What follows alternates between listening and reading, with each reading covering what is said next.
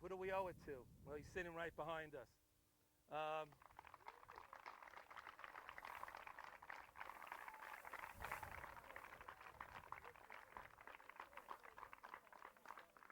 we're here today to celebrate this.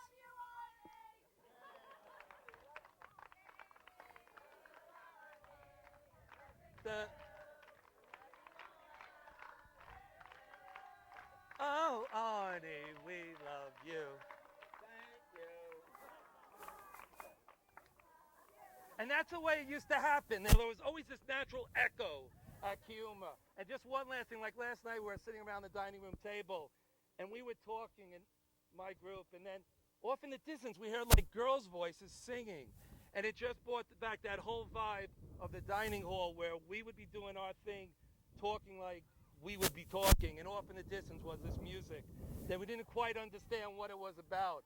But it was so poignant and wonderful last night. We're going to do a lot of singing today also. But what I want to do is I want to hand it over to Arnie. You know, we're celebrating not just the spirit of Keeyumah today, but on our way of celebrating Arnie's 90th birthday.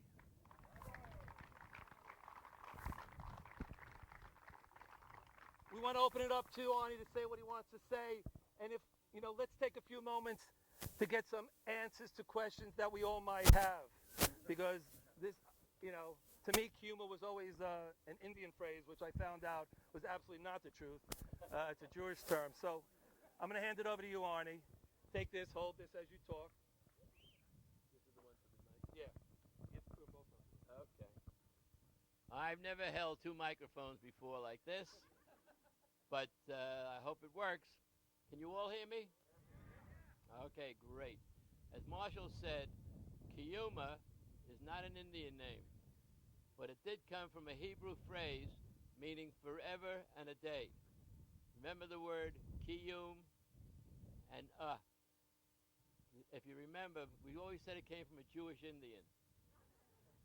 However, as Marshall pointed out, we started here in 1948, but we have here today somebody who's actually here in the camp before 1948, and he started in 1945, and his name is Steve Bender, and he's right over here.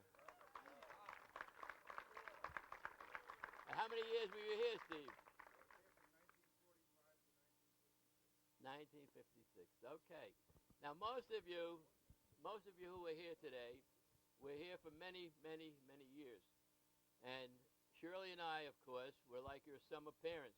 We always felt that way, and we always try to act that way. And it was a very personal type of camp, as you know, and we tried our best to be a mother or father to all of you during the summer. Now, there are some people here who, when they came to camp for the first year, I won't mention names, Joan Diamond, but who cried the whole summer. And when their mother left, Shirley had her in her arms in the bunk, and she was sobbing. And the minute her mother left, she said, "Okay, I can go back to my bunk now." And there are so many memories of this camp here. For instance, take this hill that you're all standing on. I'm sitting down now because my knees are not that great. But in the old days, we used to go up and down this hill every single day, went up that way and this way and so forth. In fact, many of you remember my dog Tallulah, who used to follow me all over camp, up on the stage, wherever I went. One night I was down here at Shelmar looking in the costume room, and Tallulah followed me in. And she evidently fell asleep. And I walked from here up to my bunk over there, and Shirley said to me, "Where's Tallulah?" I said, "Oh my God, she must be all the way down there." I went back from down there, came back with Tallulah, back to the bunk. So remember, we used to walk these hills constantly, and it was really so much fun. Sorry I can't do it anymore, but I can look. And I'm looking now, and I see all of you wonderful people who came to this wonderful reunion. And if there are any questions any of you have, I'd be glad to answer them. Any questions? Is Mike Natashak really Jewish? Mike Natashak, who was our caretaker for many of the years that we were here at Keeyumah, believe it or not, was a coal miner. And he worked in the coal mines in the Carbondale area. And he was a great caretaker, he really was. And as Jody asked me now, was he really Jewish? And he wasn't Jewish. But he became Jewish being here in this camp. And, well, Mike died of black colon disease, and he had the black lung disease, rather. He had from working in the mines, he developed that terrible disease called the black lung disease. And he's been gone many, many, many years. Any other questions, Jody? Louis the Barber. Louis the Butcher. Yeah, but hold on a second. We got a question over here. He wants to know about Louis the Barber. Louis the Barber. Louis the Barber was the girls didn't have anything to do with Louis the Barber, but Louis the Barber was a mainstay at camp. He used to come in like once every 2 weeks, and he had a barber chair in the barn, and he used to give haircuts. And the most famous line, many of you who weren't here, but Steve Bender would know this one. For the first 6 years of the camp, we had a head counselor by the name of Ben Palmer, which not too many of you knew. But Ben Palmer was completely bald. And one day, one of the campers went into Louis the Barber, and Louis the Barber said, "How would you like me to cut your hair?" And Louis the Barber, he said, "I want to look like that guy over there." He points to Ben Palmer. And the next thing you know, this camper was completely bald. And when his mother saw him, she almost fainted. However, his hair grew back. As many of you hoped your hair would grow back who were standing here today. All right, there was a question over here. Why were there waitresses and no waiters? Ah! You know, you just asked a famous question there. We used to have camper waiters, and we didn't have camper waitresses. The camper waiters, Larry Brown, for instance, was a camper waiter at camp. Were you a camper waiter, Steve? I was his counselor. No, you were his counselor. It's okay. But we had camper waiters for a long time, and then we decided that... You couldn't control them anymore. And somebody said we couldn't control them anymore, so we hired waitresses from the outside. And besides which, you know, somebody told me, I've been talking to all of you since we got to Villa Roma last night, since we're here today, and I used to go to sleep around 12 o'clock when everybody had to report in. And I didn't know that I was the only one at camp that was sleeping. It seemed that everybody was out.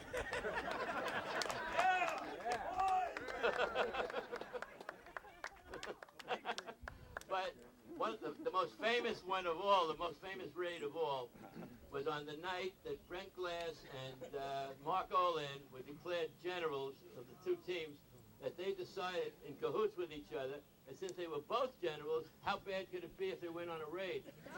This was the night before, the night after Color War broke. And we heard that they had gone out of their bunks, and we didn't know where they were.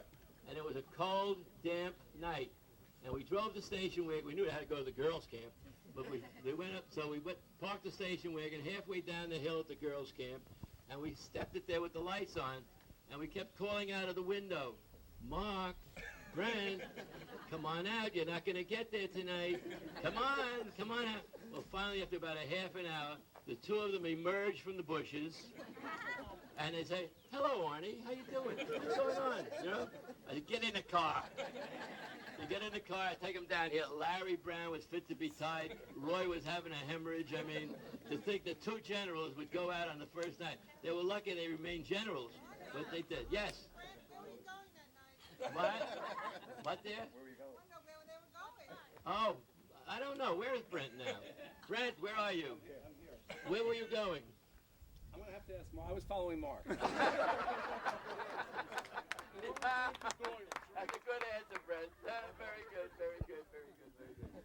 All right, well, anyhow, that was another raid, another important raid I remember was when Shelley's group, my daughter Shelley's group, went out all night. There she is over there.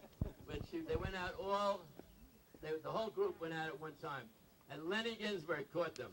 2 o'clock in the morning, he comes to our bunk with a whole parade of campers. And they walk into the bunk, and Shirley, of course, looks at Shelley and says, "How could you?" You know, leave the poor girl alone. I mean, she's not part of the group. Well, anyhow, that was the one raid I can remember distinctly. But then I remember there were a couple of other raids when some of the guys got caught behind the old social hall over there. And I think, and also we allowed some raids. I mean, we allowed some raids. I would say maybe 5% of the raids were legitimate, and 95% weren't. No, we didn't know about the 95%, but the other 5% we had planned, so we knew what was going on. All right, any more questions? I have one question. What was your favorite song fest? You know, the sings that they had. What's your favorite memory of those? You mean of the Color War sings? Yeah, and the song fest that we had. Well, let's put Sue Miller. Well, let's put it this way. The one I remember the most, I think, was the one with the Greeks and the Romans. And we had a fellow in camp by that time. His name is Skip Jackson, who was our waterfront waterboat driver, and he was gung ho to make the old social hall into a Roman palazzo or something. He had wall, he had things on, but the thing ended up that I think the thing was on Saturday night, and that morning he looked at the thing and he saw it was all gray, and he didn't like it, so he tore it down. He tore it down, and in one day he built a brand new thing on one side of the social hall. And I also remember another one that Lenny Ginsberg did one with Egypt, where they actually had the Nile. They had a thing. They had like the River Nile with cloth, like blue cloth was going up and down like this. And I remember that one vividly. But to tell you the truth, one of the funniest times we had in camp was when Roy, Elma, Dick, and I would get together like a week before Color War and decide what the names of the teams were going to be. And we came up with some of the wackiest names that you ever heard. In fact, some names that I won't even describe here. But we had so much fun trying to get the names of the teams. Now, Shelley over here was the general of what, the Pioneers, White Pioneers? I think it was the White Pioneers. White Pioneers, I think, or something. And she took half her flag and gave the other half to Marcia Pollock. And Marcia Pollock was supposed to bring that half of the flag back to camp in '89. But we couldn't find Marcia Pollock. So the flag never was returned. But Shelley still has half of it. She still has half of it. And Tony, in '89, Tony came up here, Tony Kornheiser came up here in '89 and took a lot of the plaques out of here, and he still has them in his house. They're available on eBay later. Right. And in '89, if you remember, we still had pictures on the wall in Shellmark that we gave away to everybody that wanted to take them. So I don't have too many pictures left, but I have a few left that Shelley still has in some of the books that she has at home. Any other questions? Yes. What's the secret about camp that hasn't been revealed until now? What, who? Tell us a secret about camp that hasn't been revealed till now. A secret? Yes. I don't think we had any secrets. I think we were pretty open with everybody. Oh.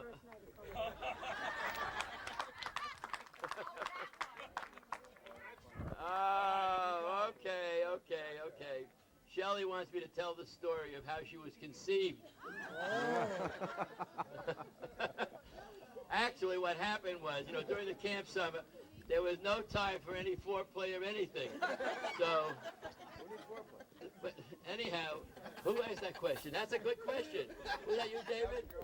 No, who asked the question? Somebody asked the question, what's foreplay? Well, anywho, let's put it this way. The two teams, the blue and the white teams, both teams and their counselors were off somewhere in camp. Like one may have been down at this social hall, one have been down over here.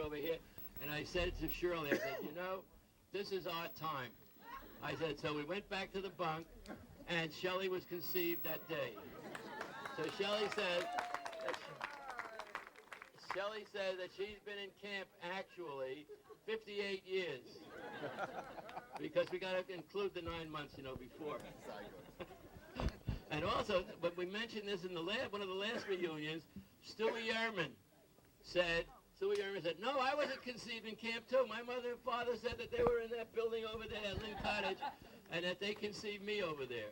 So we had two people at that time. Yes? How many camp marriages? Oh, I don't know how many exactly, but a lot of camp marriages. There are a lot of people here today who are camp marriages. There are camp marriages. And raise your hand if you're a camp marriage. Camp marriages? Only a few? Oh, we had more than that, right? Very few camp divorces because people who went to camp were very loving people, and they wouldn't divorce. So, but the stories I hear today about some of the people who are here and some of the children that they have are so uplifting. I mean that it's really an unbelievable thing for me to sit here. I'm like the way I'm sitting here, like I'm the king. Incidentally, speaking of my 90th birthday, Shelley and her husband Arthur gave me a party back in Florida in which the theme of the party was that I was going to run for president on the Peter Pan party. In fact, and the theme of the party was, the song that they made up was I Would Never Grow Up. And if they want to come out and sing it, they can. You know how it goes? Just want to remember it. Oh, you don't have to do that. But anyhow, it was a very cute theme, and people wrote all kinds of platforms and stuff like that. And a lot of the platforms were that they were going to give out free Viagra. That was one of the platforms. But it was a lovely, lovely party. Any more questions, please? I have one. Yeah, you have one. In a typical year, or in general, who gave most problems, campers or counselors? Who gave more problems? Who caused more problems? Now, you know we never had any problems. Why would we have problems? Everybody was so good and so nice. I mean, and the counselors, you know, our counselor staff, you have to remember that at least 50% of the counselor staff was grown from our own ranks. And so they knew camp very well. And I would say that our staff was terrific. And incidentally, while I'm speaking, I'd like to say a few words about some of the people who were very responsible for the success of Camp Keeyumah. And we have Honey and Barbara Illowit here today, whose father, Roy was probably the best head counselor I've ever seen in any camp in the whole country. And he was terrific. And before Roy, we had a head counselor by the name of, I told you before, a bald head counselor by the name of Ben Palmer, who was a very nice guy, but he wasn't exactly a Roy. After Roy, we had Murray Stevens. Roy was, you know, sort of a tough guy, and Murray Stevens was a very compassionate head counselor. He was completely different from Roy, but he was a very sweet guy and a wonderful head counselor. And his wife was very sweet too. And Jody's still taking care of her. Right. But on the girls' side, I mean, for many, many years, we had Dick Kaufman, who was a very good head counselor. And then after him, we had Bernie Silverman, who was also, and Mona is here today. Mona Silverman is here with Zach, you know. Right, there she is, way down there. She's still young enough to walk down the hill. Right. Right, well, those assistant head counselors. And then remember, we had all our wonderful assistant head counselors who helped the head counselors. And then we have Lenny Ginsberg, who's here today, who was one of our top guys. Right. And then we had Joe Miller, of course, who has passed away. Honey. And had the nerve to marry Sue Stone. Miller. Arnold, Right. when's the showing of Go Man Go? Wait. And then we had Herbie Brown. And then on the girls' side, of course, we had Elma Block, who was wonderful up there. And I don't think any of his kids are here today, but they did come to former reunions. What happened to Stretch? Oh, Stretch, you know, funny thing you should mention that. We're talking now about Stretch Seidler. Stretch was a big 6'9" guy who married our waterfront counselor, whose name was Jan McGowan. Now, not too many people here, well, a lot of people know Jan, okay? But Jan McGowan was our waterfront counselor before she married Stretch. And Stretch and she got married and they had children, and they couldn't come back for maybe 5 years until the children were old enough. And then they came back to camp as a married couple, and Stretch, later on in life, they got divorced, unfortunately. But later on in life, Stretch became a forest ranger on a big lake near Atlanta. And he would take his skull out every day and row 6 miles out and 6 miles back. And the last thing I heard was an email from Jan McGowan Seidler talking about how he wasn't well now. He had a heart attack. And she's living, I don't remember where she's living, but she told me about her daughters. And Marin, of course, if any of you know, was an Olympic shot putter in the last Olympics. And Carol is married and has kids. So that was the last we heard from them. But let me see, am I missing something? Oh, Marshall. You know, today while we're here at camp, I wanted to have some sort of a memorial service. Are we going to have it later? Okay. For all the people who have, unfortunately, quite a few of our comrades have passed away. And later on today, we're going to have some kind of a memorial service for all those people. Any other questions? Anything else I can tell you? What? Your favorite color or breakout? How do we do it? Favorite. Oh, my favorite one. My favorite one was the one where the sheriff came. We set up a scheme that Lenny Ginsberg had committed some kind of crime. And then we got a hold of the sheriff in town who came in with his car, his squad car, into camp and began chasing Lenny all over the place. I think that was one of the favorites, one of my favorites. We were hoping that they would. They didn't catch it, did they, Lenny? Now they would. Anyhow, that was a good one. What? Every summer has its rhythm to it. What was your favorite point of each summer? Do you have a particular highlight? My favorite point in the summer? You know, it's strange to say, but even though we were a pretty good sports camp, and we did a lot with athletics, I think some of my best times were with the shows that we produced. And we have some of the great stars here today, too. Yeah, right. Yeah. Right. I think we have the full cast of South Pacific is here today. Right. But I think that, and then Marshall may not remember this, but we did Sweet Chat with it was Maine. It was Maine. We were doing Maine, and for some reason Chick Messenger had to go home. And so I turned over a certain section of the show to Marshall. That number, remember the number? Wasn't it? That was a number that they did in that show. It was the name, it was a big number anyhow. And believe it or not, one of our favorite actors in the shows forgot his lines. What can I tell you? And of course we did wonderful shows up here. But one of the shows I remember that we took to Camp Starlight was the show Maine.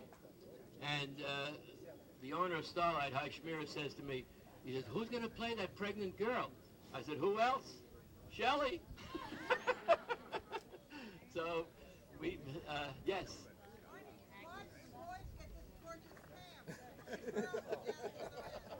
Well, we felt, actually, you know, when we took over the camp actually had 3 names.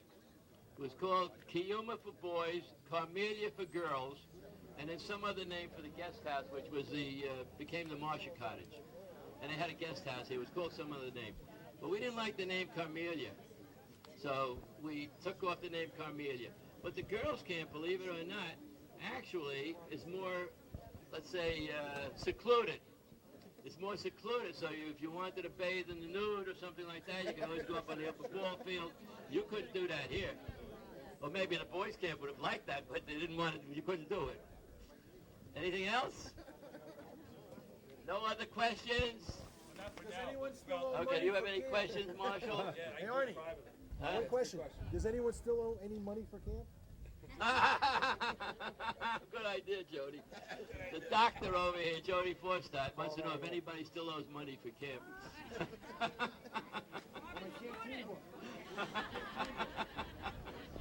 What can I tell you? What can I say?